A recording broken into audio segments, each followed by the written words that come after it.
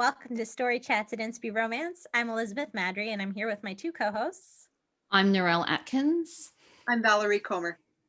Today we have Lindi Peterson joining us. USA Today featured author Lindi Peterson lives in North Georgia in the foothills of the Blue Ridge Mountains with her husband and a lively array of cats, dogs, and birds. She loves sharing life with her family and friends. Her passion for reading led her to writing, and then God spoke words of love into her heart and changed her life forever. Thanks for joining us, Lindi. Thank you for having me. So it's great to be here. Oh, yay. I have to tell you all one thing, though. I have to tell you one thing, and I wanted to do it live, is that you guys, when I've watched before, you all have beautiful voices. I have to tell you. Well, you all sound so good, and your voices are so beautiful, and so I wanted to get that out there. Thank you. Thank you. And we're happy to listen to your beautiful voice today. Okay. Exactly. So we're talking single dads in romance today. It seemed reasonable. We did an episode with Hallie Bridgman on single moms. And so we were like, well, we need to talk about single dads. So book dads were doing their best to raise a kid on their own. And when we put this out in our little Inspy romance group, Lindi, you raised your hand. So why did you want to talk single dads with us? Well, I love writing. I wrote a 4-book novella series called Single Dad Next Door. Oh, wow. Yeah, I love the, I think it's just, there's something about guys, gentlemen with kids, you know, there's a vulnerability there. There's just so many different aspects, you know.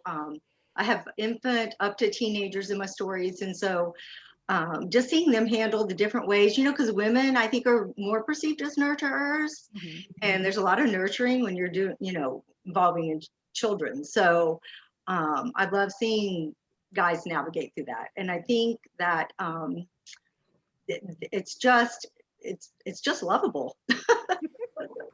That's excellent. That's I think exactly right. So very good.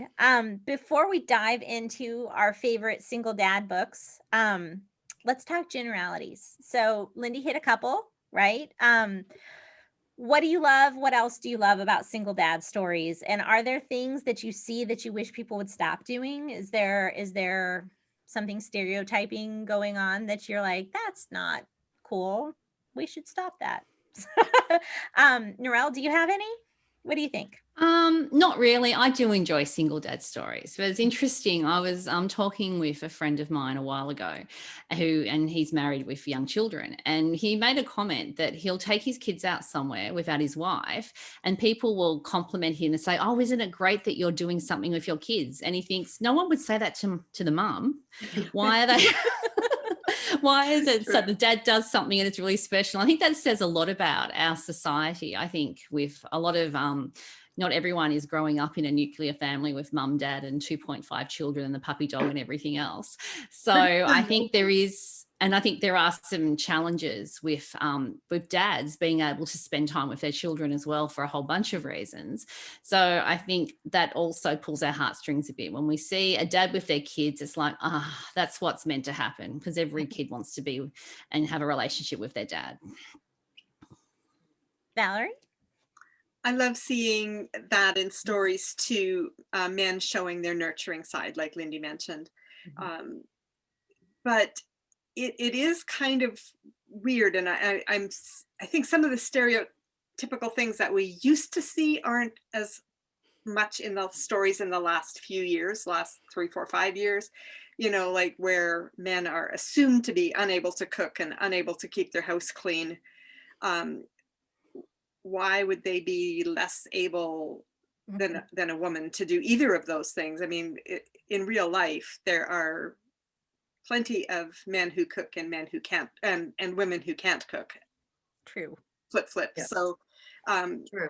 So it's I think important for us to show in stories a variety of those things. But yeah. They struggle with daily tasks, but so do single moms, and so, quite frankly, do parents who are co-parenting. Raising kids is challenging, regardless of, you know, how you're doing it. Yeah. Yeah. All right, Lindy, do you have more that you want to add? Maybe? I don't know of anything that I think is being overdone or that I wouldn't like to see again. I think it makes for writers a lot of fun scenes to write when dads need to do bows or have to have a certain themed outfit, or I don't know, just different things that seem to maybe make a challenge for them. But like Val said, I think a lot of things are being co-parenting now, so some of that's a little bit less edgy than it used to be, I think. But it's still fun to write.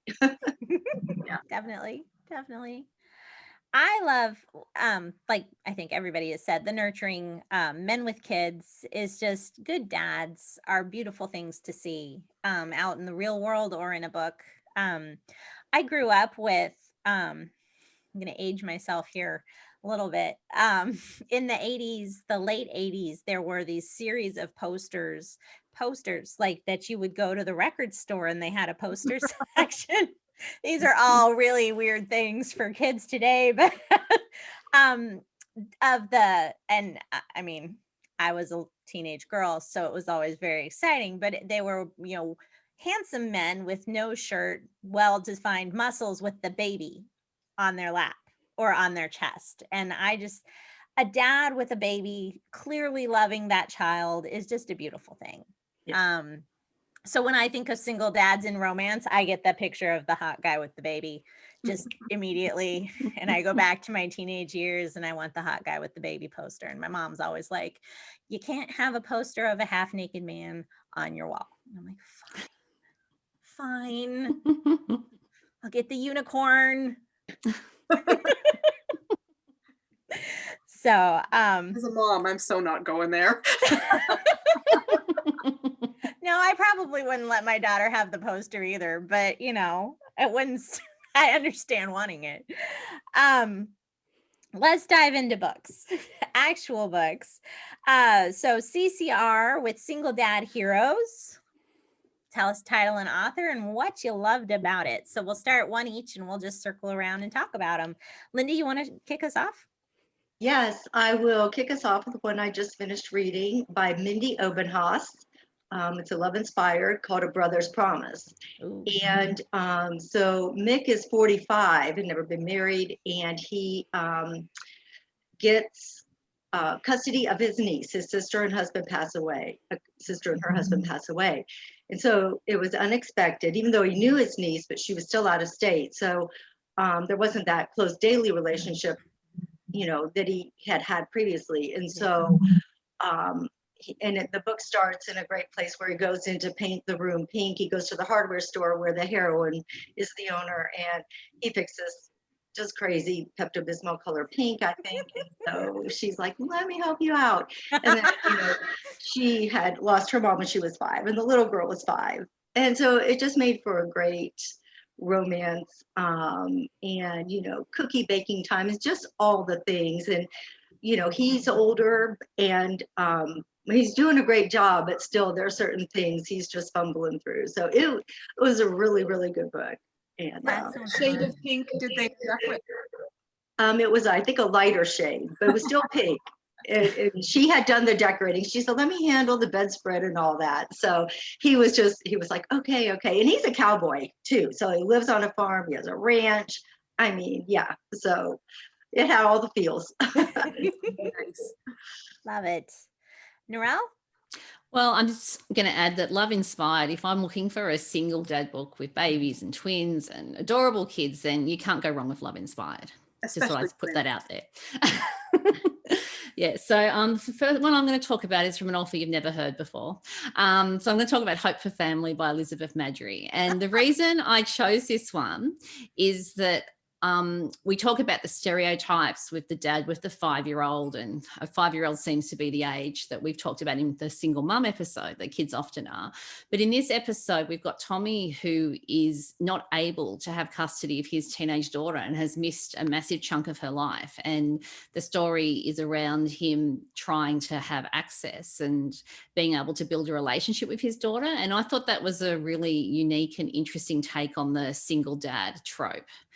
and it was really heartfelt. And so he ends up in a fake relationship that goes into a fake marriage that's not really a fake marriage with Jade. And Jade has her own issues because she's the half sibling that no one in the Hewitt family knew about. So she actually never knew her dad. So there's all those added complications as well. And it was just really fun to read. And I think it really highlighted the issues that dads can have in terms of gaining custody and actually spending time and having a relationship with their kids. I thought that was done really well and in a really realistic way.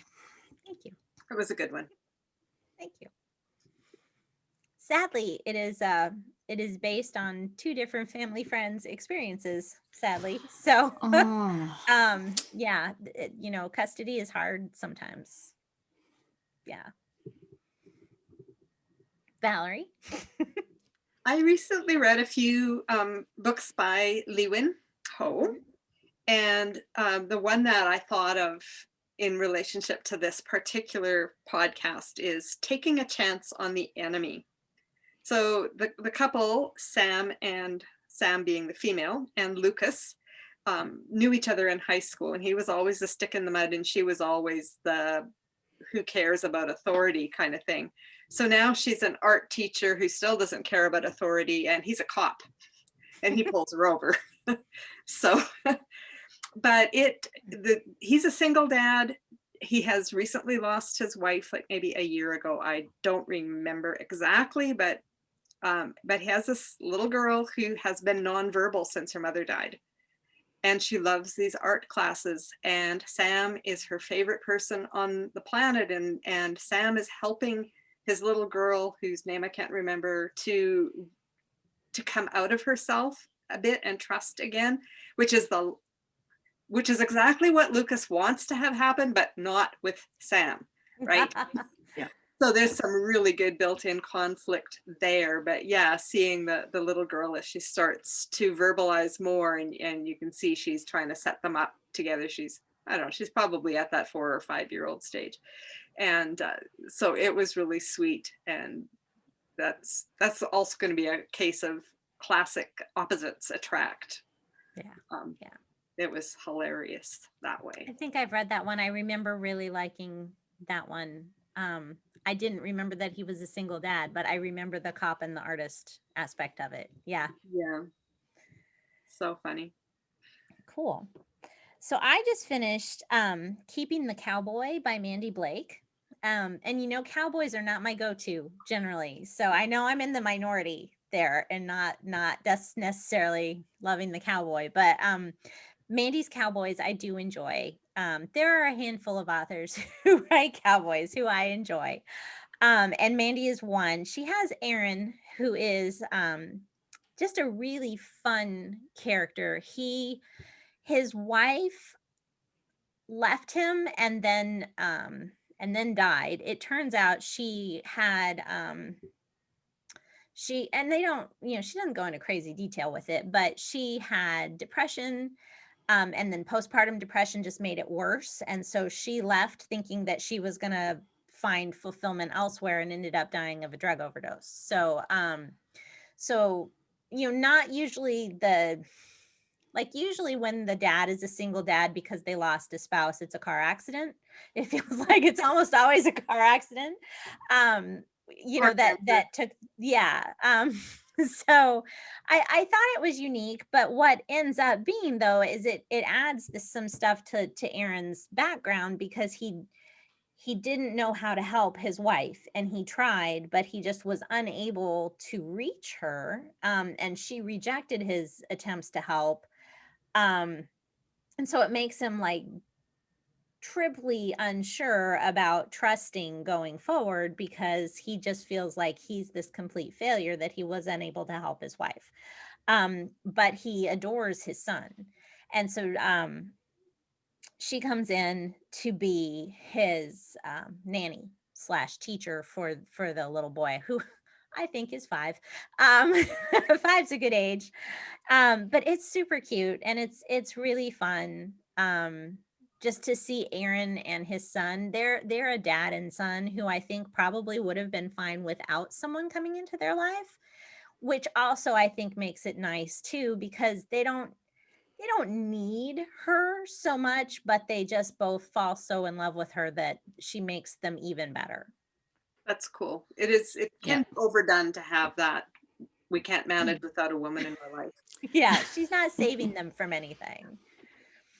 Yeah. All right, Lindy, do you have another one? Well, that's a perfect segue into, I was going to talk about Valerie's book, Valerie Comer, Rooted in Love. Yes. Yeah. And you did that really well about Cameron, who had the twins. Mhm. And the girl at one point in the story was concerned that he was just looking for a mom and like a housekeeper. And although he wasn't feeling that way at all, but you know, the way she was thinking, and she had gotten to her head a little bit. So he had those rambunctious twins, and they were just cute as can be, and he adored her. And I liked that about the book. They had you know, some internal but external things going on as well, and they really liked each other. And it was this back and forth of, you know, I really want to see him, but X, Y, and Z. I'm not going to give away the whole book, but it was just really great.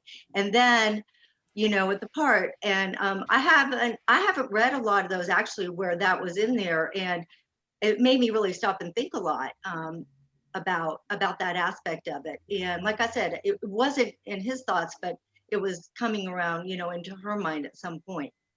So, and I thought you did that very well, Valerie, that whole aspect in the whole book, actually. So that was Rooted in Love.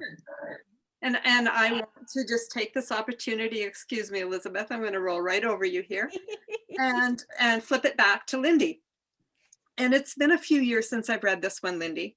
And you know which one I'm going to talk about, because I have nagged you for more books in this series, and I don't think you've ever done it. It's called The Little Black Wedding Dress. The Little Black Wedding Dress, yes. It was a story about a single dad with a teenage daughter. Yes. And he's having trouble connecting with her, which I can see that being more of a problem with a teen who's just kind of like whatever. Yeah. And with a sweet little 5-year-old who just wants to please daddy. Yeah.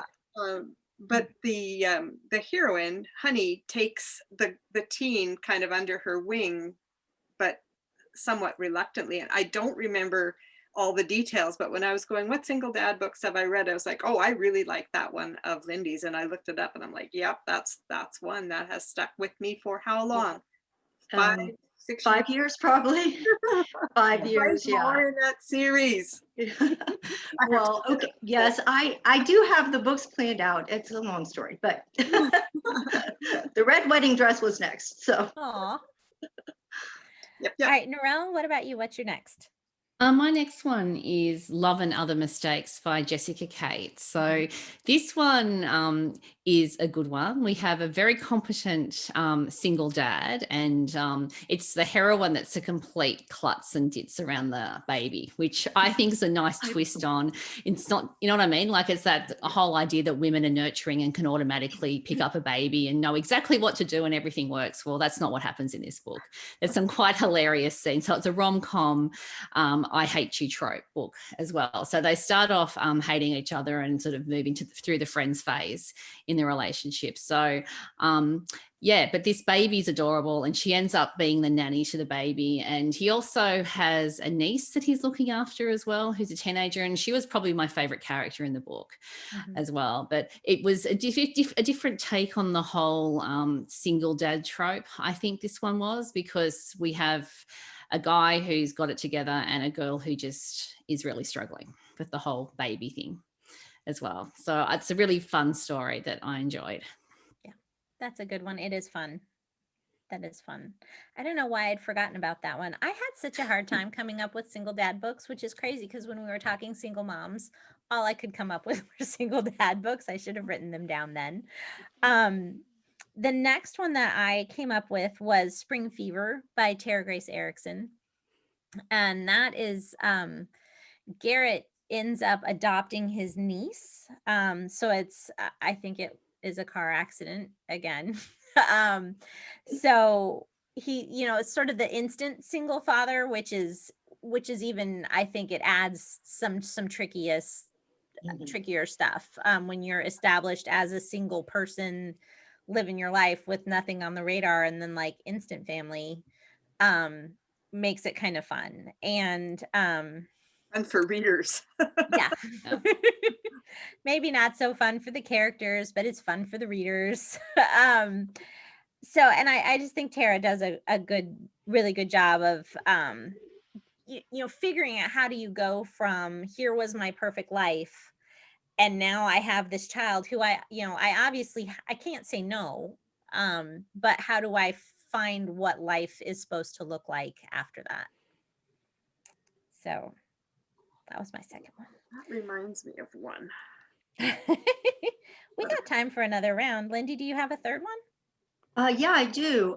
It's another love inspired, but I've been reading a lot of those lately. But it's Toni Shiloh's An Unlikely Proposal.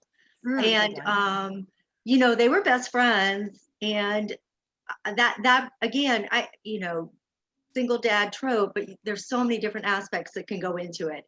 And you know, they married as friends, but he had the daughters. They weren't twins, but they were both younger. But it was just, he's a firefighter, so he needs that, you know, it's hard to find like a 24-hour person and nanny and all that. And so it worked out well for both of them. And she had a medical issue. And so his wife had, yes, I got it. It was on my list as well. It's on your list as well. Okay, well, you just chime in. And oh no, you go for it. She did a great job with that book in lots of different ways.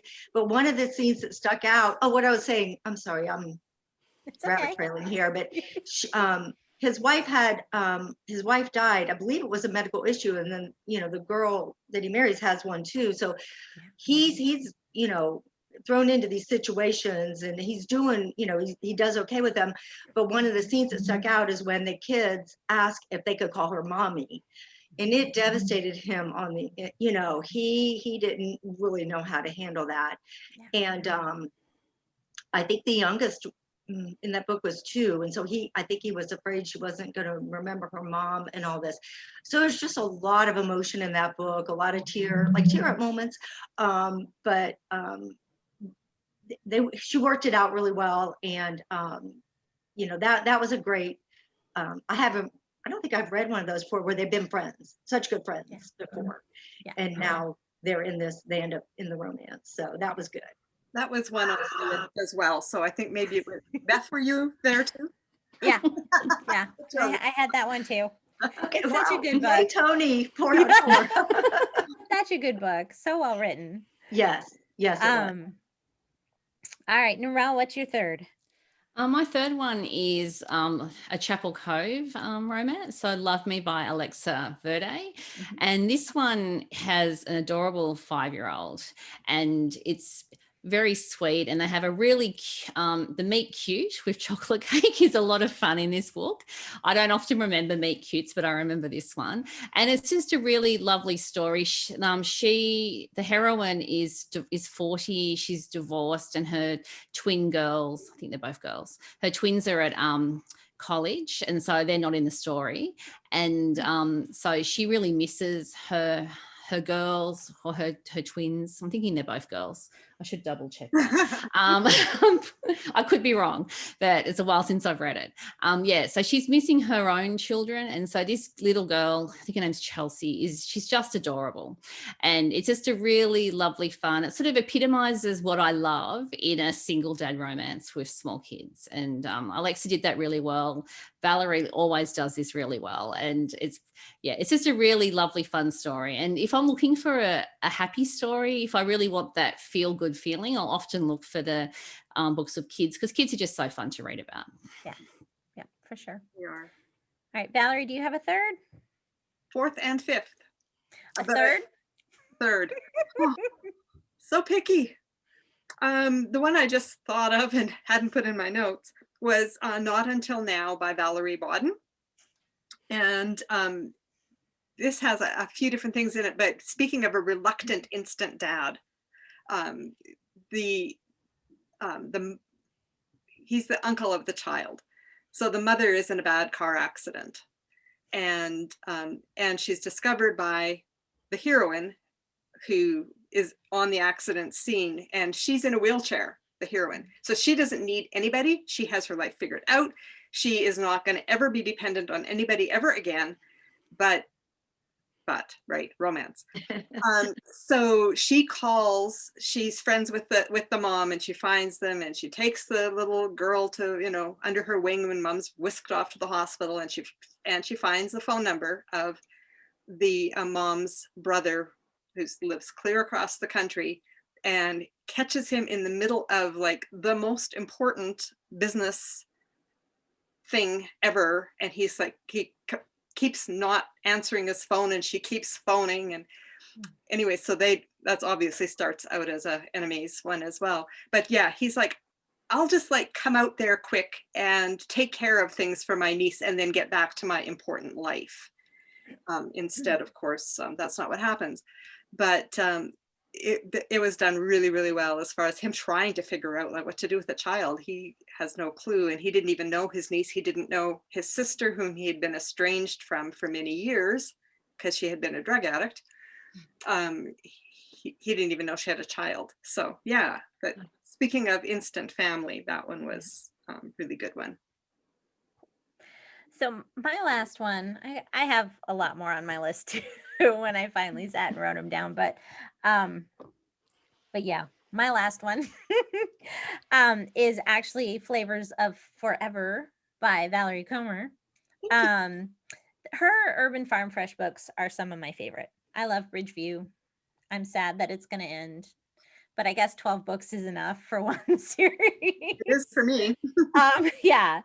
But Wesley is so fun. He's a metal artist, which is unique, and it's he just has from that alone, he's kind of unique just in general with his career choice and his parenting choices. And he was estranged from the wife. They actually gotten divorced yet when she died. So he gets custody of the child, and his in-laws are super not cool with that. So it brings in some in-law drama, which is kind of fun. And it's fun. It's fun and sort of dramatic, and Cassidy sort of rolls with it. So, but yeah, that's my favorite, I think. So it's a good place to probably stop time-wise before we go super over, but there are a lot of good single dad books out there. So if you're listening and you have a couple that you want to mention that we missed, CCR, not just Sweet Clean, please leave us a comment on the YouTube channel or over on our Facebook page. Any one of those, let us know what we missed or what you enjoy, if you agree with our choices. And Lindy, before we go, could you tell everyone where to find you and your books? Yes, well, my books are on Amazon or on bellbridge.com, bellbooks.com. And then I'm on Twitter, and I'm on Instagram, and I'm on Facebook. So find me a lot of places. It's Lindi, Lindi Peterson. All right. Do you have a website? Thank you guys so much. Is Bell Books your website, or do you have a? No, that's a publisher that I have, and I do have a website, lindypeterson.com. Yes. Okay, excellent. Yes. And that probably would link to everything else. Yes, it does. That's probably going to be your one-stop shop. That's a one-stop shop to get it. Thank you so much for hanging out with us today, Lindy. And sure, thank you. I loved it. Yay. We hope you'll come back. Yeah. Thank you, everyone, for joining us at Story Chats. You can find information about the podcast at inspiromance.com/storychats. If you're watching on YouTube, don't forget to subscribe and hit the notification bell so you never miss an episode. And we'll see you next week. In the meantime, don't forget to fall in love with a good book. Bye, everybody. Bye. Bye. Goodbye, everyone.